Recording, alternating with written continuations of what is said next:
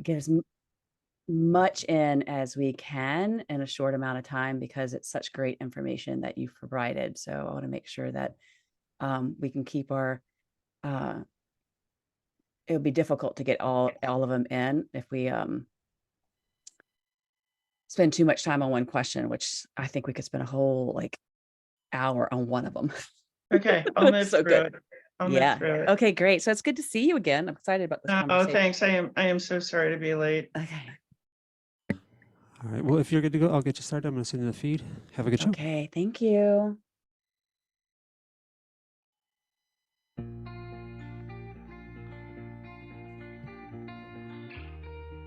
Welcome to Women Thriving Unapologetically with Lynsie McKeown. Over the next hour, you will hear raw, honest, and inspiring conversation between Lynsie and her guests, discussing how to thrive, live joyfully, and abundantly in spite of life's challenges. Now, here is your host, Lynsie McKeown. Hello, everyone, and welcome to Women Thriving Unapologetically. I'm your host, Lynsie McKeown, and it's such a pleasure to be here today to really talk to you about such an important topic. And we're going to be talking about food addiction and how to reclaim our health. And before we invite on our very special guest, I want to take a moment for us just to come together and drop into our bodies. So wherever you are, just take a moment to stop, pause, and breathe. I share this with my clients and my students all the time, to stop, pause, and breathe, because when we can come to stillness and we check in with our bodies, we have an understanding of where we are in this moment. So if you feel safe, you can close your eyes. If not, if you're driving, just keep your eyes open. You can still take a moment to pause the busyness of your mind and feel into your body and take a few deep, full breaths. Do you feel like you have sovereignty over your body in this moment? Do you feel like you have the full potential of your healing capacity? Do you feel like you are thriving in your health? And if you don't, then definitely stay tuned and pay attention to this show. Because within you, you have this incredible innate capacity to heal yourself if you provide your body, your mind, even your soul, the platform and the nourishment and the environment it needs. So let's take a couple more deep breaths in and out together. And then when we come back, we'll dedicate our time to listening to this amazing woman, Joan Ifland. Now, Joan has been creating incredible breakthroughs in recovery from food addiction from 1999 with her first popular book to 2018 when her textbook, she literally wrote the textbook on processed food addiction, foundations, assessment, and recovery. And so she has been selected for her expertise by Oprah Winfrey Network, Martha Stewart Wedding Magazine, Fortune Magazine, and U.S. News and World Report. And she founded the online addiction reset community, which is ARC, and also the Facebook group Food Addiction Education. And these are both great resources where you can go to find free support. And she's the lead author of the first scholarly description of processed food addiction and definition of addictive foods. If you don't know what addictive foods are, she has it there for you. And so she's also earned her PhD in addictive nutrition at the Union Institute and University, and her MBA at Stanford Business School, and her BA in economics and political science at Oberlin College. So, woo, how do you feel when you hear all that, Joan? Because that is so damn impressive. Well, I've been busy for a long time. Yeah. Lynsie, thank you so much for having me today. It is a fascinating topic, and I'm so looking forward to your audience just getting some ideas about what really happened to them around their food. Yeah. So, it is a fascinating topic because I don't think we are fully educated on where our food is coming from, who is actually creating the food that we eat. Not just like I'm not talking about the farmers, but we're talking specifically about processed food. Who is behind all Mhm. of this food that is in every single person's home? that I believe. I mean, everyone has at least one processed food in their house. So, Yeah. let's talk a little bit first about the standard American diet, which obviously the acronym for that is SAD, and it is pretty sad Yeah. when we start to listen on what it really means, and that it's actually filled with highly processed and low nutrient cheap foods, and Yeah. you call them addictive food-like substances because they're not really food. Can you explain to us more about the details? Yes. Oh, thank you. That's such a good question to start off with. So, processed foods are foods that are made from or contain a sweetener, sugar, high fructose corn syrup, artificial sweeteners. Flour now these days is also a highly processed foods. It's steel mills, the rollers in the flour mills are made from heavy steel, and they can pulverize grains that used to be just kind of ground into chunks. And it's the pulverization, it's the making into a powder that gets the substance into your system quickly and gives you that high and crash, which is the hallmark of an addiction.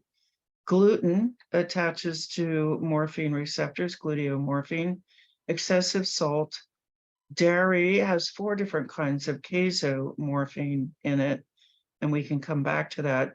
And then excessive fat has recently been shown to activate the same pathways as marijuana. Caffeine, and of course, food additives. We're talking about addiction scientists whose job it is to make the substances addictive. These are neurologists, highly trained, highly valued employees of not just the processed food industry, but a lot of industries are finding ways to make their products and services addictive. So this is not your fault. I don't know how many times in the next hour I'm going to get to say, this is not your fault. But there are these corporations now with their own brain imaging machines and technology that are now able to really hyper addictivize processed foods. Yeah, and I watched a clip of a talk that you did where you talk about the tobacco industry who is behind the processed food industry and the model that they use. And I would love for you to share with our listeners, because when I heard that, I was like, wow, it kind of blew my mind. I had no idea. Yes, it's a very specific business model, and it's a specific process of addictivizing the reward centers in the brain, the pleasure centers, so that you get this high of pleasure followed by a crash. And in the crash, it's so uncomfortable that it drives using the substance again. So the business model, I call it the 5 A's of the addiction business model. And it's not just processed foods using this model, it's any substance or service that has an addictive potential, which means that it can elevate dopamine, serotonin, opioids, or cannabinoids, our own precious pleasure neurotransmitters. But anything that with the potential to activate that and hyperactivate it. When you hyperactivate, it depletes the brain cell, and then you're crashing, and you just want to get out of that crash. So the 5 A's are lots and lots of advertising, so that you're being stimulated and triggered and cued and reminded and signaled. You can create that flood of cravings with a signal. It doesn't have to be actually eating the substance or using the substance. A lot of availability. You have to be able to get your hand on it in the moment in order to reinforce the addiction. And following that is affordability, so that everybody can buy it often enough to train those poor brain cells to flood the brain with cravings. Then addictive product formulation. So as soon as tobacco came into processed foods, they ramped up the amount of sugar, fat, salt in products. And then the 5th one is very, very sad. Young age of onset. So the tobacco companies went after like 11-year-old boys with the Joe Camel cartoon campaign, and then tobacco was prevented from doing that. And when they got into processed foods, no holds barred. You could just load up baby formula with, corn syrup solids and sugar. You could attack 2-year-olds with Kool-Aid campaigns, etc. So that's the addiction business model. And this is how 2/3 of Americans came to smoke. And it's how 83% of Americans are now overweight or obese or super obese. Then the process is just diabolical. So, as I said, they ramp up the content of the product, the addictive content with sugar, fat, salt, and then they get you to buy it frequently through something like couponing. Like if you've ever noticed, there are no coupons for fresh foods because they're not addictive, but the coupons are for the processed foods. They want you to use the product often enough to train your brain to crave. That's an addiction. That intense craving that you get is deliberately trained into the pleasure centers in the brain by this tobacco model as applied to processed foods. So they hide a lot of addictive substances in the product so you don't know what's there. And then they give you a lot of couponing and advertising to get you to try it often enough. And then in the case of Kool-Aid, for example, they had you could send in your proof of purchase to get items, hats, shirts, shorts, watches, cassette players. And now you're surrounded with cues. They did this with tobacco with the Marlboro Country Store. You could send in your Marlboro coupons and get a lighter, a belt buckle, a jacket, so that now you're surrounded with the signal. Now your brain cells are helplessly being signaled to release cravings. And they did this with children. Oh, that is fascinating. So you're paying for their product, and then the more that you buy, the more coupons you get, and then you send that in. So they'll send you products that you essentially already bought, and then it's free advertising for them, but also it's signaling to your brain in a very subversive way to signal to you that that craving center again. So then you buy more, send in more coupons, they earn more money, you become more addictive, and you're also advertising to everyone else around you as well. So it's so diabolical about that. So that child, now this is not made up. During tobacco litigation, the courts required the tobacco industry to put thousands and thousands of documents on deposit with the University of California, San Francisco. Those researchers are going through, there are now millions of documents, but those researchers are going through those documents, and they have documented the explicit transfer of the Marlboro Country Store to the Kool-Aid wacky warehouse. And they're crowing about it, they're bragging about it, they're ecstatic that this model is now working with small children. And there's no limitations or to the age, that they'll target any age. Like you're saying that they even target, in utero, because if they can get the mother addicted, then the child is automatically addicted. Yes, the child is born. There's incredible research showing that the very first smell cell that a fetus develops, what is that for? Why would a fetus need a smell cell? Well, that smell cell goes out into the amniotic fluid and finds out what mom is eating, and then develops that preference in the fetus so that when the baby is born and it's breastfeeding, it will want these foods that are now in the breast milk, and then be able to be weaned off onto the foods that are available in the environment. So if you lived somewhere where there was a particular food source, when you were born, you would be born with a preference for that food source so that you would live. It's a survival instinct. It's a survival mechanism. And the food industry just relentlessly, ruthlessly exploits these survival mechanisms. I mean, it's absolutely fascinating how our bodies are designed for survival. And like you said, it actually feels really like the word that you used was diabolical, that we're our own survival instincts, our own biology is being used against us for profit. Exactly. Exactly. That's very well said. Yeah.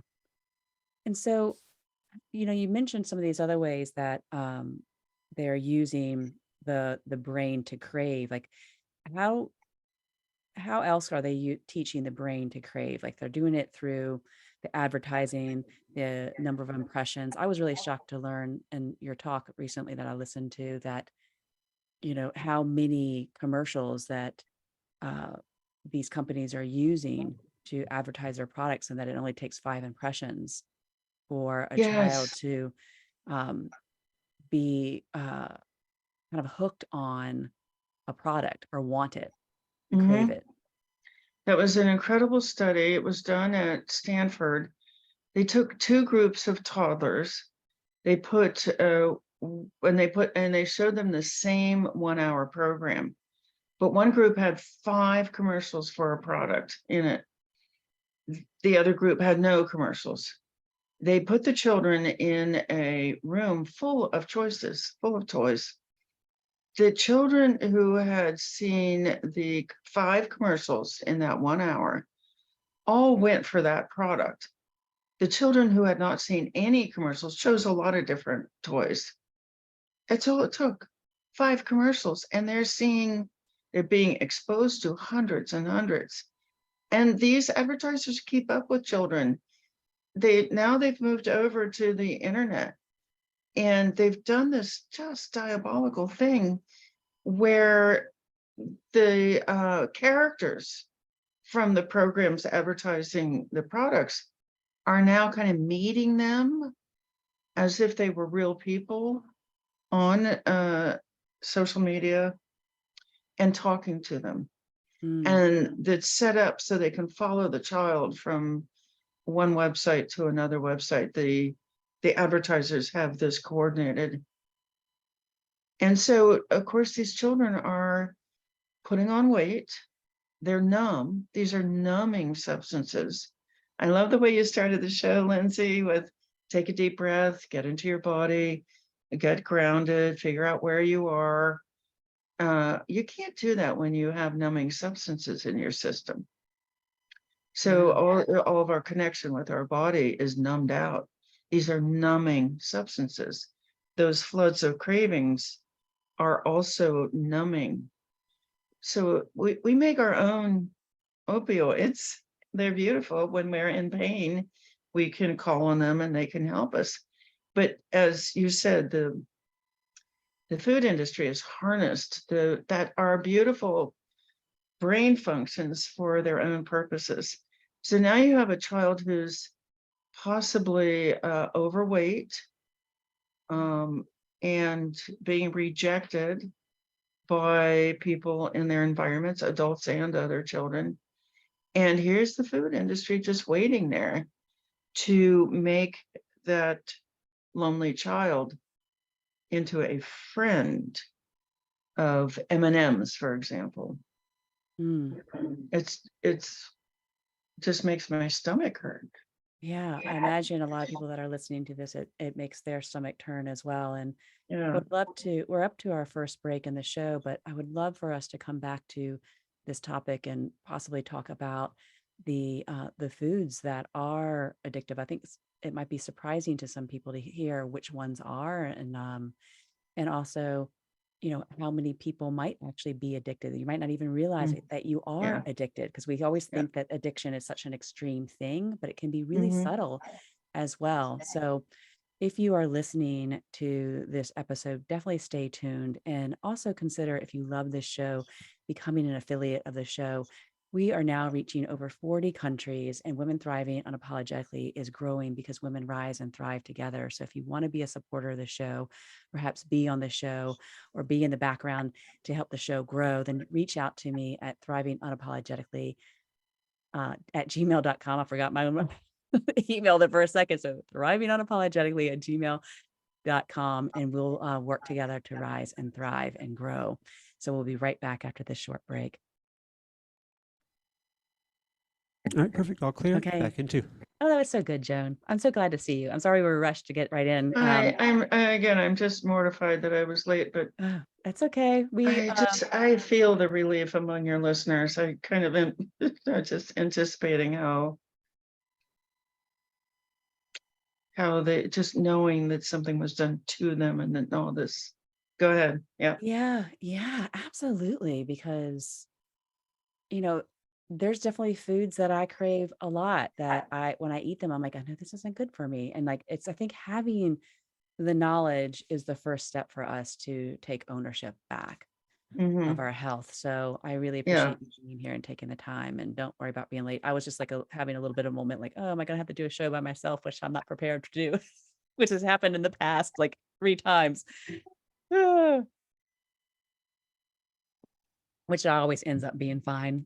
Something always comes in and it ends up being a great show. But There's certainly a lot to talk about in our culture. There's certainly a lot to talk about. There is so much to talk about. And, I just appreciate you spending, your life's work on bringing this, to the forefront so that we can. I'm just very, very deeply grateful. Yeah. Now, I can do all this stuff, but if there's nobody to get it out there, then Yeah. So thank you. And so like when we come back, we have so many questions to go through, and maybe we can talk a little bit about the foods, because I think that can be something that people probably want to know right up front. And then we can come back maybe to recognizing some of the other questions that you offered. And then of course, this is all very organic as well. Okay, we're going right back already. Time just flies.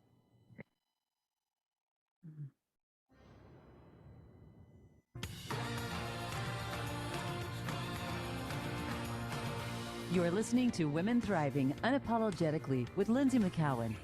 Have a question for Lynsie or her guests? Want to share your story? Email Lynsie at thrivingunapologetically@gmail.com. That's thrivingunapologetically@gmail.com. Now back to the show. Here again is Lynsie. Hello, lovely ladies, and welcome back to Women Thriving Unapologetically. So if any of you that are listening to the show are tired of dieting, I mean, who isn't tired of dieting? If you're trying to live healthfully and you're just struggling with a chronic disease, or you really just struggle with having these cravings that you can't seem to fight no matter how hard you try, then this show is definitely for you, because Joan and I have been talking about how the processed food industry was taken over in the mid 1980s by the tobacco industry, and how they have been utilizing a model that is actually called the modern industrial epidemic of addiction. So their whole business model is about getting you addicted. So, and Joan has already told us, and she's going to tell us many times before, that this is not your fault. And we're going to talk to her now about how we can identify that the foods that are addictive, and how we can start to take our ownership back of our health and our bodies. So let's go for it, Joan. all right. So how do you know a food is addictive? We know because researchers are all over this. They know which foods activate the cravings. So we use the word addiction a lot, but how do you experience it? It's cravings. So I'm going to substitute the word cravings for addiction, because that's what these neurologists who are hired into the food industry are going for. Cravings that dominate the brain. So you have the rational brain in your frontal lobe. That's, no, I don't want to eat that. That's making me sick. And my numbers are already in the danger zone, my blood work numbers. I don't want to eat that. And then the other voice, oh, but you deserve it. It's your birthday. She made it just for you, just this once. It's your favorite. So what you're hearing is competing groups of brain cells. So you have I call them a clump. That's not a technical term. I think of them as just a clump. It's just a clump of brain cells. You have these great brain cells in your frontal lobe that know better. You have gotten the education. You've listened to Lynsie, and You know better. You know that hurts me. So that's great. You have that voice. Don't eat that.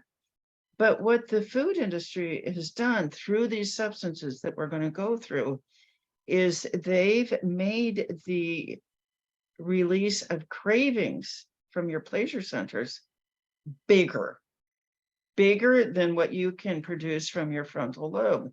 So you've got like these two battles. It's a battle. It's a competition between these hyperactive pleasure centers and your frontal lobe, the wisdom in your frontal lobe. So what substances do that? Any kind of sweet taste will hyperactivate dopamine. Any kind of concentrated sweet taste. And once you've sensitized, which means that they're very reactive, you just think about something sweet and boom, you've got a flood of cravings. Then you have to even be careful with high sugar fruits. I know they're not processed. A banana is not processed. Cherries, grapes, the high sugar tropical fruits like guava and mango. I know they're not processed. But once the dopamine centers have been sensitized and like, oh, it's coming, then even something sweet like a very sweet fruit can set off those cravings. How do you decide? So you're in control, you're powerful, you're thriving, you're going to take control of this. How do you decide whether you can eat a banana or not? You watch for the cravings afterwards. You eat a banana and then you're thinking about chocolate. Well, you just got triggered by that banana. So any kind of a sweet taste. And the artificial sweeteners actually have aspects to them that are worse than sugar or high fructose corn syrup. Because with an artificial sweetener, you get that intense sweet taste. Your pancreas thinks, oh my gosh, a whole bunch of sugar is coming. It releases a lot of insulin to deal with that sugar. And then it doesn't come. But the insulin is there packing the glucose into fat and liver cells and muscle cells. And so you get a glucose crash. So it has been shown that people who use artificial sweeteners tend to gain weight. Mm-hmm. And it's because in that crash, you're ravenous. You're going to do anything to get your blood glucose back up. So I'm curious, with the artificial sweeteners, would something like stevia be included? Oh my gosh, of course. You know, anything that you hear from a manufacturer is designed to lure you into the trap of excessive cravings. So if a manufacturer says, oh, it's natural, just run the other way. It's so fascinating that you say that, because I was suffering from migraines for a long time. And, I have to be really careful of the foods that I eat. And there's a book that I read by a doctor out of Johns Hopkins, and he talks about the label, it's natural flavorings. He's like, that is the biggest red flag. Don't. Because that's usually like MSG or some other things in it that are really actually unhealthy for you. Totally. It's a very deceptive umbrella kind of label that the food industry got the FDA to approve. I love what Mary. And how did they get them to approve that? Oh, I'm it's so money, curious. honey. It's just money, honey. It's just, we have this great capitalistic democracy, but it's very vulnerable to campaign contributions. So yeah, just like I just wanted you to say that for everyone to hear that, because it's like everyone think, oh, the FDA has our best interests in mind. And I'm like, no, the FDA is actually, just think of it by like occupied territory. There are food industry executives that come into those jobs and they rotate. That's pretty well documented. So flour is your next. If you just try to get off of sweeteners, I think what you'll find is you transfer the cravings to flour. And now, now you've got a bread maker on your kitchen counter. How did that get there? And then you're making and I do want to say again and again that addressing the cravings means training, skill acquisition in thought control, emotional control, cue exposure, how you expose to those signals. And it's quite extensive training. And you don't just say, oh, I'm going to stop craving. No, you actually have to undo all those years when the food industry had full access to your pleasure centers in your brain to create those intense cravings. It can take years to fully train that brain not to respond. But it is To possible. stay calm. Because I was curious when you were talking, like the prefrontal cortex is not as powerful. Your logical center here is not as powerful as the craving center. And so it sounds like we have to kind of, I don't want to say heal, but I'm at a loss for It what is word a that would be. healing. It's a I healing think of that's a that fair craving. word. Okay, the craving center, and actually train it to crave other foods. And also at the same time, I don't know if a craving is the right word, but No, it's to desire, but a craving is a sign of an addiction. okay. So You never desire want to be something craving healthy. anything. Yeah. Okay. But desire, long for, have the urge for, that's all right. That you want the tomato and not the can of heavily sweetened, high fat, high sugar pasta sauce. You just want that Yeah. tomato. So Yeah, and to because pay the tomato is attention. not addictive, it's not a craving food. Okay, and just to pay attention, like how your body feels, like when you said, like, oh, if you had that banana, then all of a sudden you're craving chocolate. And I recently did a challenge where with my partner who owns a gym, and we were taking out the bread and the pasta and the sugar because I had a little bit of a sugar thing going on because I love to have a cup of coffee and a little cookie to go with that. And so when I took it out after those 50 days, I wasn't craving them, but then I had a little cookie with someone when I was out, and I immediately felt what that did Mm-hmm. to my body. I Mm-hmm. felt awful. And Mm-hmm. so it was very interesting, like how, like if you take it out and then put it back in, how it is actually affecting your body. I'm like, wow, I don't want to feel Yes. that way. And you need to be really careful about putting it back in because that training will be there forever. Mm. That training to flood the brain with cravings will be there forever. I have to practice a lifestyle, create a lifestyle that protects me from the signaling. I don't want the food industry in my brain anymore. And also the stress. So stress, it's another clump of brain cells, but stress will activate the addiction because the pleasure centers are there to try to make us feel better when we're under stress. So stress can activate those pleasure centers to release that flood of cravings. It's so there are really, I'm going to talk about really 5 parts of the brain. We've talked about the pleasure centers. What do? They flood the brain with cravings. The actual mechanism is fascinating. These neurotransmitters, like the dopamine neurotransmitters, can actually travel over to behavior centers and activate the behavior centers. So if you've ever had that zombie feeling, I'm walking to get this, and the frontal lobe is screaming, don't do it, but you're still walking to get it. It's still, your hand is still putting it in your mouth. That is because the pleasure centers are able to directly control behavior.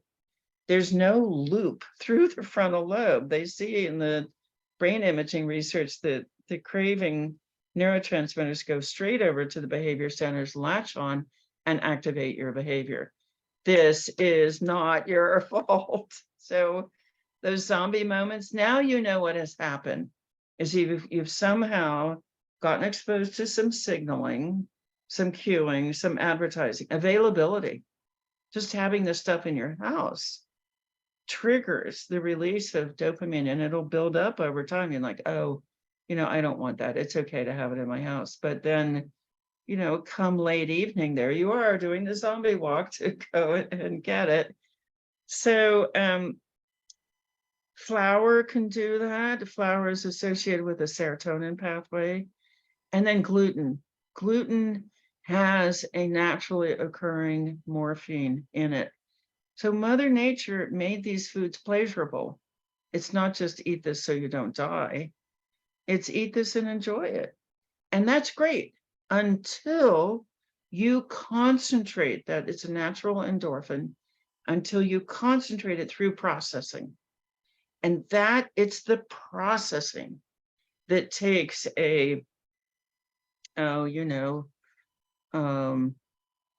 something wonderful like millet.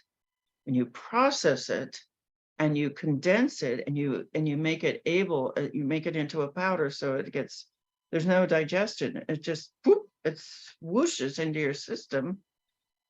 Then it becomes addictive. So that's why I can't eat wheat, period. I can't eat barley. They all have gluten in them. So even if it's not processed, that gluten now, I'm sensitized to it. I'll get a high and a crash from it. And that's depression. That crash can feel like depression, anxiety, irritability. It has a huge emotional content. Okay, we're going to get through this list. Then excessive salt has been shown to activate the opioid pathways. And there is a great new study on salt withdrawal, quite painful. Then dairy has 4 different casomorphines in it. And that is a substance right out of the organic cow that is powerful enough to put a 100-pound baby calf to sleep. Because when that baby calf has fed, you want that baby calf to go to sleep so that it will absorb nutrients. Well, it puts us to sleep too. It's a numbing substance. But more damning is research done in Germany showing that dairy turns on the weight gain gene. Of course it does. It's a substance that's designed to help a 100-pound baby calf gain 500 pounds in a year. So dairy is like, oh my gosh, the last thing, any kind of dairy, whether it's goat or sheep or whatever, that substance is designed to make that baby put on weight. And then fats, excessive fats. And this is a fantastic topic because of the keto movement. I'm going to stop my sugar cravings. And this fat is so satiating.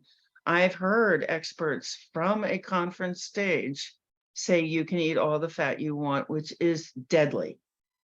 There's no other word for it, because now we do have really good evidence. It was an animal study done at the University of Boston where they took 3 groups of rats. One group got regular chow. The other one got exposure to sugar, and the third one got exposure to as much fat as they wanted to eat. Sure enough, you see that addiction develop in that rat. You see the increased use over time, the hyperactivation of that behavior center, and it's now over. So if somebody persuades you, a keto proponent, or a eat all the fat you want proponent, a carnivore proponent, and they say you can eat all the fat you want, that is a lie. That is just not true. You cannot eat all the fat you want, because you will develop, now it's in a different part of the brain. It's in the same part of the brain that where marijuana addiction lies. Don't get me started on that debate. The research is very clear. So it's the cannabinoid system, which is named after cannabis. So what happens then, and I've written a big paper about this, I have to figure out how to get it published. So great, you stop the sugar cravings, but they are incubating. Sugar cravings in an untreated brain. Now, if you were treated for cravings, if you learned the thought control, if you learned the how to avoid the signaling and the cueing, then you'd be safer. But no, you don't. That's not what the keto community tells you to do. They don't say, before we could take you off the sugar, you need to get your cravings treated. They just say, oh, just switch over to fat. It's so satiating. But as the weeks go by, you develop the fat addiction, and you're doing keto maybe for 5 days in a row, and then you're binging on fat. The pork rinds and the cheese and the sour cream and all that, it just, the cravings for it start to arrive and you build up consumption. And then the sugar cravings break back through because they're not treated, still there, they're incubating, they're getting stronger, and finally they break back through. And now you have a combination of fat and sugar addiction, and that will cripple your cells in 8 different ways.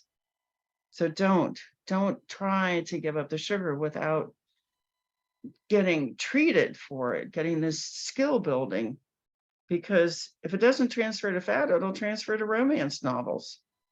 You'll be up all night reading romance novels, Well, or what I gambling, or watching porn.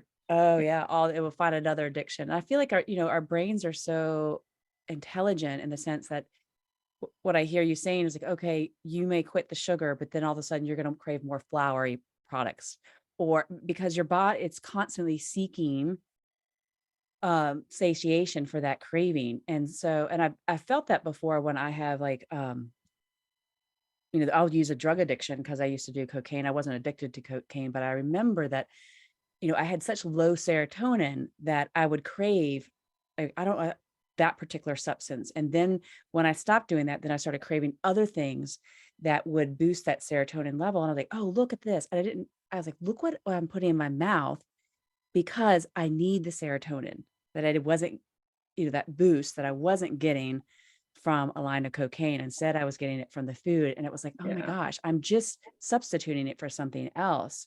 Mm-hmm. I really appreciate that you're saying that, okay, we have to really pay attention to the cravings themselves, and also have this awareness of our bodies, and that we have to treat the craving. And I'd love to talk about that when we come back, how we can do that, because we are up to our last break of the show. So if you are listening, definitely reach out to me at thriving unapologetically at gmail.com. That's thriving unapologetically at gmail.com, because we are building a group of women who desire to rise and thrive together. And I love hearing from you, and I'm very accessible when you do reach out. So we'll be right back after this short break.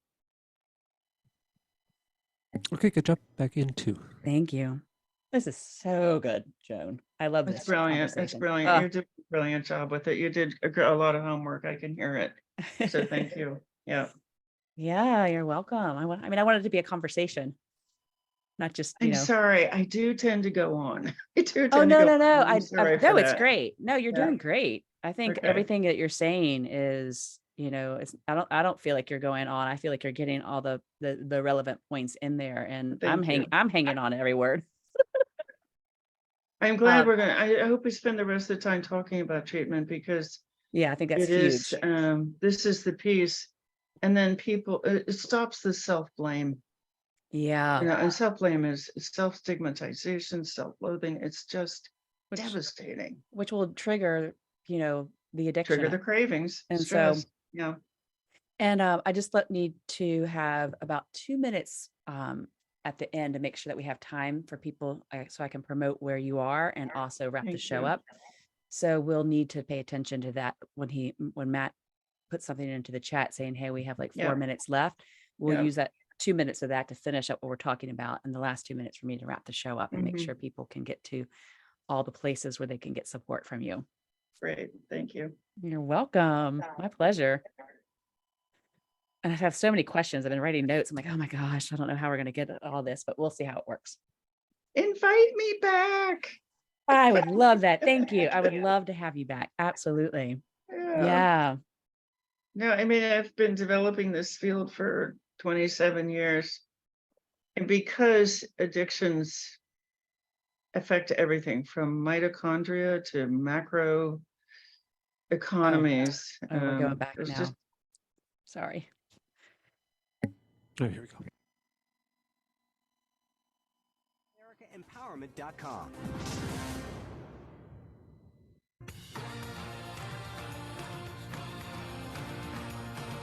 You're listening to Women Thriving Unapologetically with Lynsie McKeown. Have a question for Lynsie or her guests? Want to share your story? Email Lynsie at thrivingunapologetically@gmail.com. That's thrivingunapologetically@gmail.com. Now back to the show. Here again is Lynsie. Hello and welcome back to Women Thriving Unapologetically. And we are going to drop right back into conversation because there's so much to cover with Joan Ifland. And we want to definitely start the conversation off with how do we treat these cravings? Because we know most of us have them, but how are we going to treat this so this doesn't become a reoccurring addiction? Because it's not an eating problem, as you mentioned in some of your other talks. It's an addiction problem. Yes. It's not an eating disorder like cocaine addiction is not a snorting disorder. Eating is just the method by which the substances gets into your body. Like, yeah. But it's used elsewhere, like alcoholism is called a drinking problem. So I think that's probably where the eating disorder words came from. All right, treatment. What is treatment? First of all, let's understand signaling, because that's where the cravings start. By the time you're actually putting the substance in your mouth, the most exciting part of the addiction is over. And this is interesting. The greatest levels of dopamine release or craving release is happening during the seeking phase. So the addiction will drive you, the cravings will drive you to seek. Yeah, I mean, that's what they're doing. They're traveling across the brain and they're latching onto your behavior centers, and you're doing the zombie walk, or you're driving all over the town to find the perfect cookie, or you're just, I wasn't planning to stop here at this coffee shop, but yes, that combination of caffeine and sugar and dairy that is a stop at a coffee shop, that's the combination of substances makes the whole thing so much worse, because you've activated dopamine and serotonin and opioid and cannabinoid. It's a very difficult craving to stop. 1.6 million Americans will die from this every year. It's 4 times more lethal than COVID. I mean, 1 million people in the US died from COVID over 4 years. 1.6 million people will die every year from diet-related diseases. Okay, so what do you do? What do you do? What do you do? Step one, number one, is to look at the people around you, because the people are signals. And if you have a part of the brain, so we talked about the frontal lobe, we talked about the pleasure centers, we talked about the behavior and the stress centers. Now we're going to talk about a part of the brain. It's a survival. It's the dominant force in the brain, which is to fit in, to belong, to be accepted. Because whether you're an evolutionist or a creationist, your survival depended on being accepted into a group of people. We don't have claws and big teeth. We don't have any way to defend ourselves against lions or any other kind of predator, except by banding together and getting our spears, together. You get 5 spears together, you've got a chance. But by yourself, you're dead. I mean, the predator will get you, or you'll die of starvation, or you'll die of dehydration or exposure to weather. You need a group of intelligence. No, that we want to turn right at this path because that will take us over to this cave. You can't, one individual can't contain all that information. So your brain will lead you, whether you like it or not, to copy the people around you so that you will fit in with them, you will belong, you'll be in the club, and you'll live. It's the way the brain is built. It's a whole system. It's in every part of the brain. It's a very specialized brain cell called a mirror neuron. So this is why Lynsie, if it's all right, I'm going to talk about the treatment model that we've developed. Yeah, please do. Okay. Because I've experienced that part in the community. Like, I used to bartend, and it's a heavy drinking community. And when I decided to stop drinking, I felt a little ostracized. I mean, they were still my friends, but all of a sudden I was getting signaling from them like, oh, you're so much more fun when you drink, or it was really hard and difficult not to be pulled back in. I really had to change my lifestyle to an extreme level and just really separate myself from that community. It felt really lonely to do that. And it was hard. Very excellent example. So if I take my food because I'm going to an event where there's no clean food available, and I sit down at the table and we're chatting, and everybody else is getting bad food.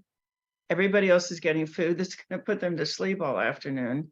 It's a pasta dish followed by, a dessert, and there's bread on the table and caffeine. If people are drinking caffeine, and there I am sitting with my clean food. I will feel lonely. I'll feel that same ostracism, the sideways glances. Oh, what are you eating? And I will leave with my mirror neurons really anxious, Mm. really mad. You didn't fit in. You weren't eating what they ate. So what I do now is, this is why our online community, we have live Zoom with a trained host, somebody who's expert in this and isn't going to mess it up and give you the wrong impression, 15 to 17 hours a day. We Wow. are on Zoom live, not just 15 hours through the day, around the clock. So we broadcast for 5 or 6 hours, and then we take a couple hour break, and then we come back around the clock. So we have people broadcasting from Europe, from Africa, across the Americas, and into Australia and China. So that if I wake up during the middle of the night and I'm having a panic attack, and my urge to binge is about to burst through, and I'm going to get DoorDash to bring me something in the middle of the night, I can open my screen and there are the Australians, or there are the Europeans waking up, people I know. And I'll go right back to sleep. I'm secure. I'm in my tribe. Nothing bad is happening. I'm getting an oxytocin release from opening my screen and being in my tribe. What does oxytocin do? It goes and it calms the craving pathways. I absolutely love that you've created this It's community so that it's there 24/7. So you always have people there to support you. It's an incredible offering. And, we only have a couple minutes before we have to wrap up the show. So so we didn't get through all the treatment that you could do for cravings, but you have this platform plus another platform people can drop into. You want to Mhm. share that with us? So it's go to processedfoodaddiction.com. There are lots of options there. You can join this recovery community. We have a new community for remission of disease. It's what I was saying before, that now the sugar fat combination is crippling cells. Well, you can revive those cells, and then a whole big range of disease goes away. And that website is Remission Optimistic. But go to Processed Food Addiction, get into our system by taking the self quiz. So 11 signs of addiction. If you are experiencing 6 or more, that food industry has given you a severe addiction. You didn't ask for that. But now you know, oh, I'm going to need a much higher level of treatment for me to break out of this. Yeah, so definitely go and take that quiz and just go ahead and reach out to these amazing groups, this Facebook community, and also I think it's the acronym is ARC, Addiction Recovery. The addiction recovery community, Yeah. the ROC is the remission optimistic community.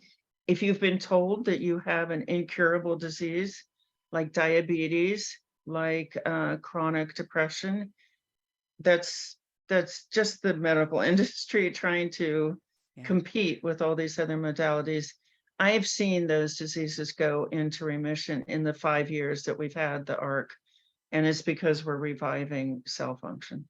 Well, I love that. So, Joan, thank you so much for being here. And we have already decided that she's going to come back because there's so much more to share. She's been doing this work for decades, and So just know that it is not your fault. If you have a chronic disease, it is curable, and that you can really heal the cravings that you have for these different types of food addictions and really claim sovereignty of your body and your health again. So thank you again, Joan. And if you are listening and you want to reach out to me and be a part of the Women Thriving Unapologetically community that of women that's rising and thriving together, then reach out to me at thrivingunapologetically@gmail.com. And I'm also on Okay. social media. So join the community there. So until next time, many blessings and much love. All right, nicely done. Good show. All clear. I am so impressed at how much we did get in, Joan.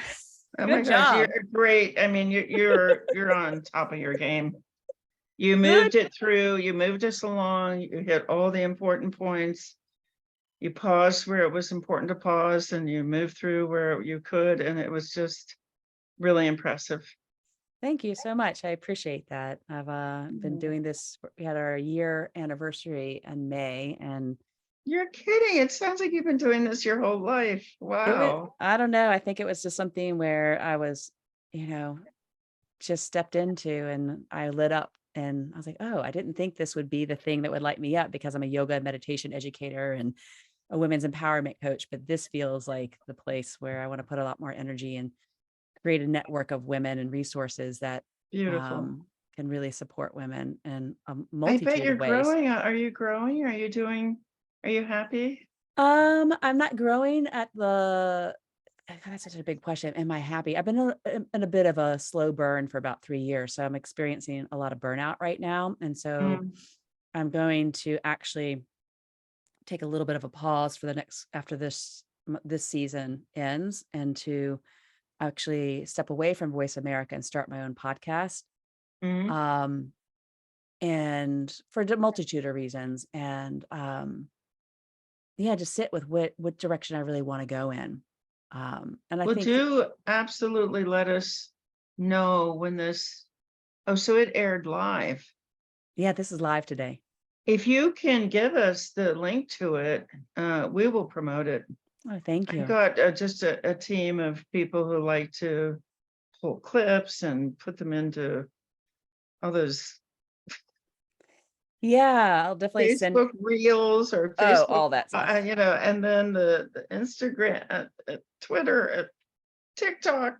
Yeah, Yeah, we'll pull clips from it and put it out there. I appreciate that. And I'll also make a clip and post it and tag you, and I'll send you all the things. This will be posted on all the podcast sites as well. Super. But Voice America is actually a live radio. So we did Yeah, it yeah, today. yeah. And if you don't mind, if you have a couple minutes, I might just poke over to our Facebook group and see if there were any questions, because we go live in there. Absolutely, absolutely. I do have Um, time. um, there's a question: are subliminal messages being used during these the advertising? Oh my gosh, it's so much worse. I mean, yes, when I still went to the movies, well, no, when I was growing up in the 1950s, I think Congress banned subliminal messaging. So they used to put just a split second where your brain couldn't perceive it, but your heart could. A split second of like a candy or something in the movie. So that was banned. But the things they're doing today are so much worse. Like somebody sent me a 2.5 minute Coca-Cola commercial, and the manipulation in that commercial was scary. Manipulating fear of being lonely, or manipulating fear of losing a family member, or manipulating not being good enough for the holiday season. It was terrifying. Oh, wow. So one of the things that we train in is cue avoidance, signal avoidance, and then signal neutralization. So you got to go to work, and your colleague is, wrestling the candy papers and popping open the sodas. So that's part of the training, is to retrain the craving cells instead of going over to the behavior centers, you can train your craving cells to go over to a pain memory center. So we're harnessing pain aversion. You hear that sound and you think, oh, stomach ache, and my skin breaks out, and I gain weight, and I can't sleep, and I'm going to bite somebody's head off. I'm so irritable. Or depression. So it's pain association rather than this insane pleasure association. This stuff hurts. Cigarettes hurt. Alcohol hurts. And if you keep that pain uppermost in your mind, and you're around people who get this, so you think it's painful, but everybody else in your environment thinks it's yummy, it's not going to work, because your mirror neurons that drive to fit in are going to still drag you over to eating this stuff, even if you know it's painful. But if you're around people who are like, oh yeah, I have that too, and it even makes my teeth hurt and my nails break, and that you're in this chorus of voices, oh yeah, that stuff is painful, then you can't avoid it. Then the cravings will not come. But that takes A, training, and B, surrounding yourself with a community. And so speaking of community, is your Facebook, I'm assuming your Facebook community is on Facebook, that it's free to everyone. And that's the one is that the one that's someone's on it 24/7, or is that No, that's so the the Facebook group is Food Addiction Education. It's a great place to get education, awareness. Like the other day I posted, do you think most people know that depression and anxiety are associated with processed foods? No, people don't know that. So it's awareness. You will learn, oh, that causes this? Oh, you mean diabetes can be put into remission? It's awareness. But the kind of intensity that will actually reprogram those cravings to become pain aversion, to shift the power back to your frontal lobe, we're like, oh yeah, I know that's going to hurt me. That is, it's $59 a month. That's where you get the Zoom and the email and the private messenger groups and the specialty groups and your own advocate and a big library. So where you get the resources to do that surround protection, that surround comfort, that surround, oh, this is what people are doing. Okay, we'll do that too. But I pay my people. All of those 15 hours are staffed by trained ARC advocates. We have a terrific training program. If you want to train in how to help the next person while learning how to help yourself, then we have training programs. That's Food Addiction Recovery Advocate.com. Wow. And we do offer a big old certification. That's so beautiful. If you're like a nurse or you're a physical therapist or you're a doctor, you can be trained in how to talk to these people. You see them, people recognize them. These are the people who can't get it together. They're always lapsing. You're dealing with somebody with a severe addiction and you can't see it, but now you can. And now you know it's not their fault, but now you can recommend the right level of treatment for them. This is like the equivalent of online intensive outpatient, but it's all peer support. We don't have one license in this community. But I've seen research showing that what people want is they want somebody who's been where they've been, somebody who really understands. And all of our people have been where you are. This is brilliant. I love that you really covering all the bases here. You're reaching out to the medical community who are seeing people and they can recognize the symptoms or that they're addicted. It's not their fault. And they can start to help them get the support that they need. You have the 24-hour support, no matter where you are in the world. You can, when you're feeling lonely, you're feeling the symptoms, the cravings come up, then you have someone right there always to support you. You don't have to wait. Like, I'm thinking of like, AA meetings, you have to wait for a meeting, or you have Yeah, to make sure your yeah, sponsors awake or able to yeah. be there, but you have a sponsor essentially at your fingertips all the time, and you're offering it at a really reasonable price. It's a very affordable for most people, the majority of the Mhm. population. So it's not this extraordinarily expensive program where it's for a No, select I mean, few. this And I just love this. breaks my heart. $7,000 for a 3-month program. And then you get dropped off back among people who are eating processed foods, and you Yeah. immediately are vulnerable to lapsing. Our remission optimistic program is a 4-month program, but it's embedded in the lifetime program. So this is you finish your 4 months of intense health creation is what we call it, where you're really prioritizing, do this, don't do that, and you're among people who are prioritizing health creation. It's a really focused program. So Mm, diabetes, depression, those kinds of things can go into remission. I'm in there right now as a member, putting my lifelong asthma into remission, and it is going. wow. So that, but I would never offer a four-month program. No, at the end of the 4 months, then you're back into that 24-hour community.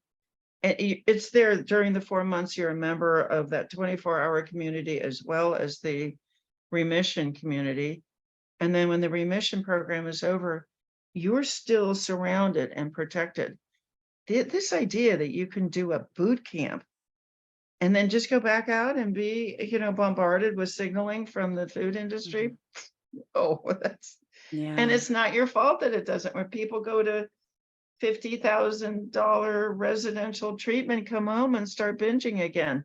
Well, all that signaling was waiting right there. Yeah, and I think you just answered what was going to be my last question is like you're doing all this research. People are sending you the commercials. You're looking into this. So you are being bombarded all the time with the signal because you're researching it. And I was like, well, how do you protect yourself? And it sounds like you're in it as well. You're doing all the things yourself. Well, that's it. I know I am severely addicted. I grew up, every brain cell in my brain developed in an addicted brain because there was sugar and white flour and processed dairy in our house. Just sad. I'm sure my mother would not have done that to me if she'd known, Yeah. but she was seduced. This is the 1950s by, oh, modern women don't cook. And my mother was certainly a modern woman. And oh, modern women use these convenience foods like 70% sugar breakfast cereal.